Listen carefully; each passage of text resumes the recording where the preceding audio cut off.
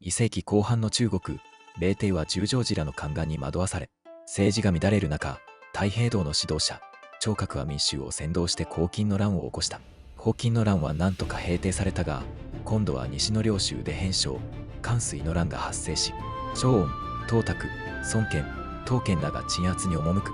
宝卓らの奮戦により、反乱軍を三歩から撃退することには成功したが、反乱を完全に鎮圧するには至らず、朝廷軍は中途半端な形で撤退。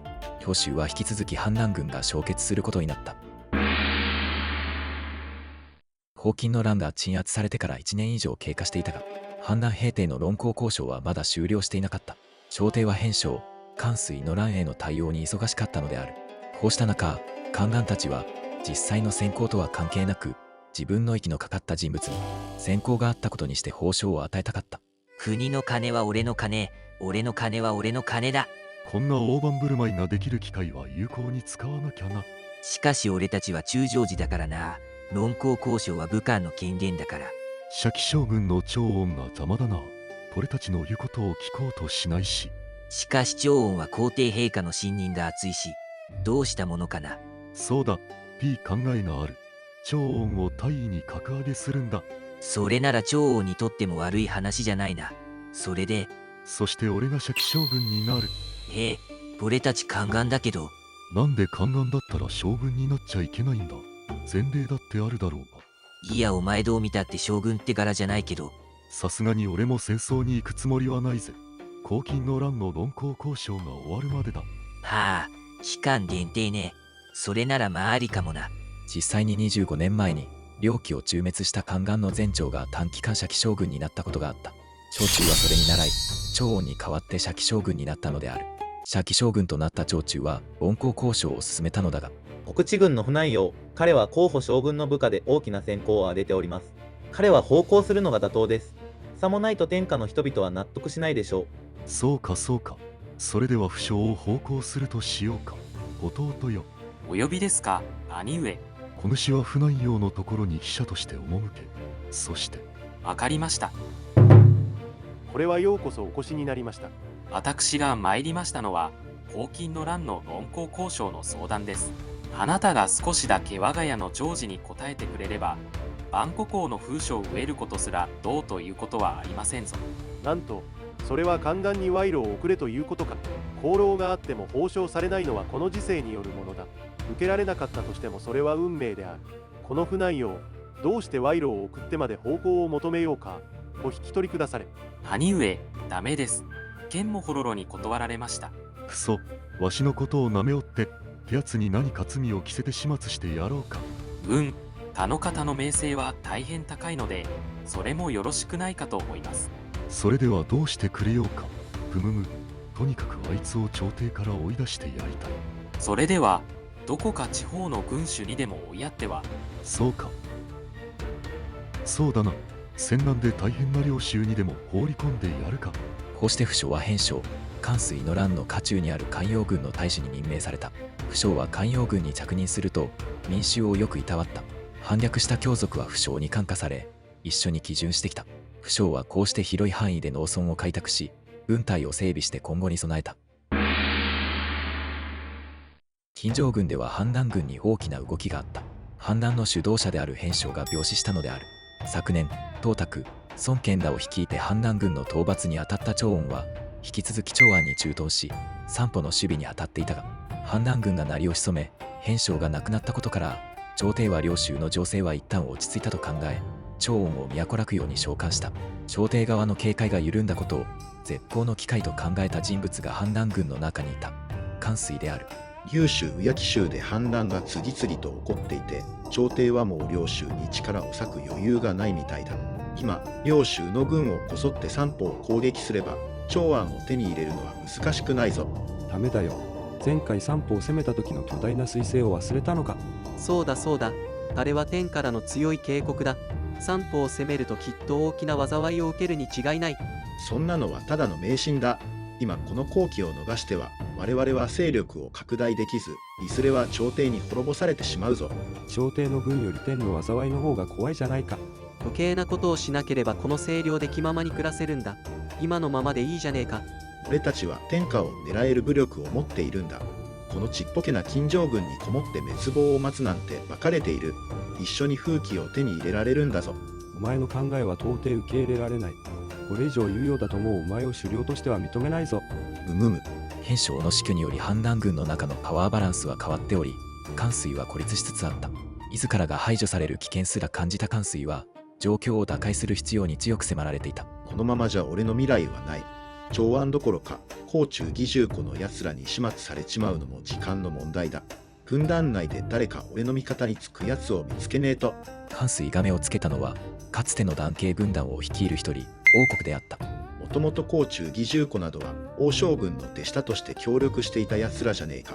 なんであいつらの言うことに従う必要があるんだ。将軍が軍団を率いてくれ。俺が参謀になる。そうすれば三歩と領州は思いのままだぜ。そうか。これが指導者でいいのか。あんたが三歩と領州の王になるんだ。悪くないだろう。でも北九伯力と李文公は従わないだろう。どうするんだ。あいつらは始末する。それは俺に任せておけ。わかった。関水はその策謀家の真骨頂を発揮した。この後、彼は北九伯力と李文公を相次いで殺害。こうして軍団は、男系の旧配下を中心とした領州軍閥の色彩を強め、王国を名目上の首領に立てつつ関水が実権を握るという構造が出来上がったのである。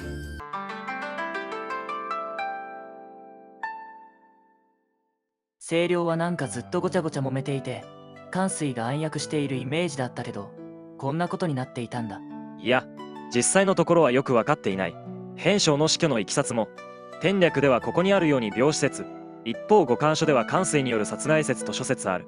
王国が軍団に加わった時期も、当初から参加していた説とこの時期に加わった説がある。本当に諸説あってよくわからないんだね。ただ、関水がこの時期に北九伯力と李文公を殺害したのは、どうやら事実だ。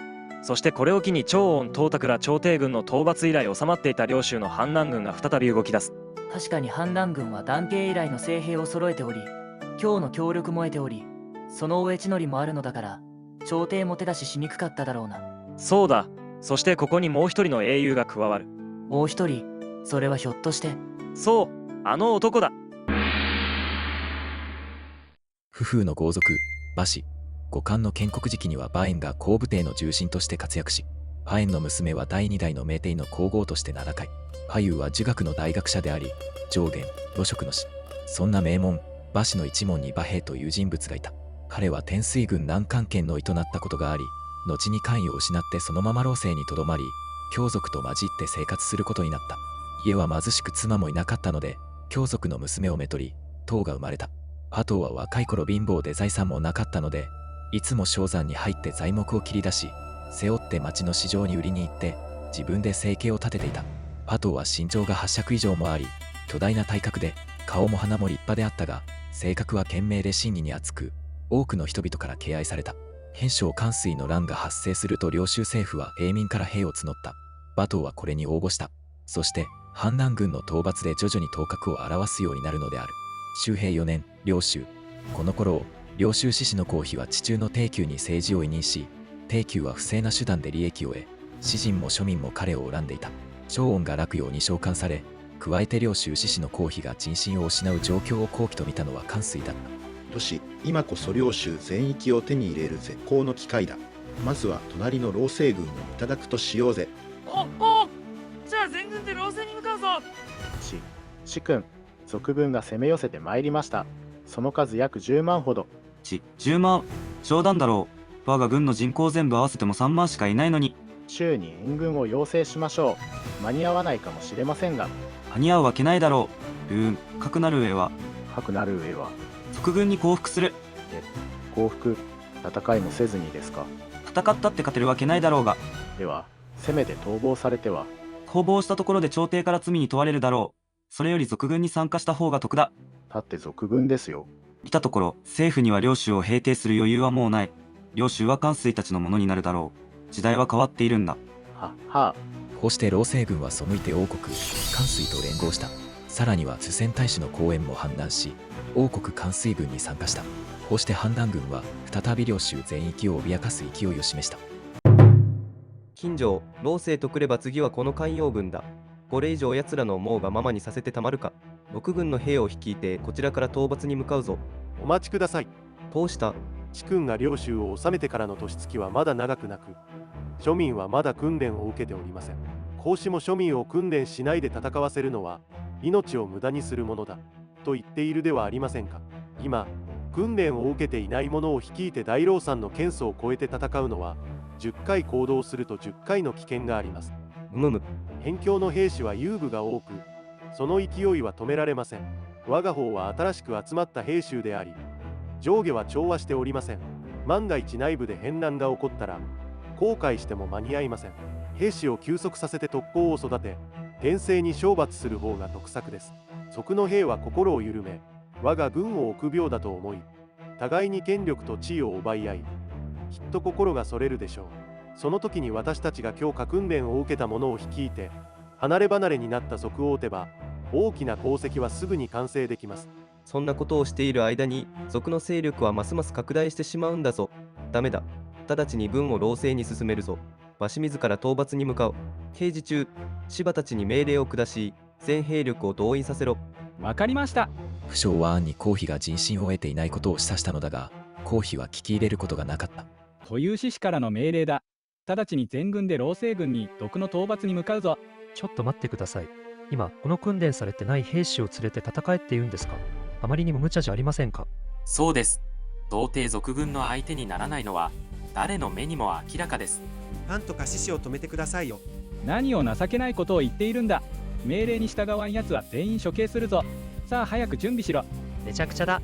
あの低級が悪の根源だってやつがいつも不正な手段で私腹を肥やしているのはこの州の人間だったら誰だって知っている。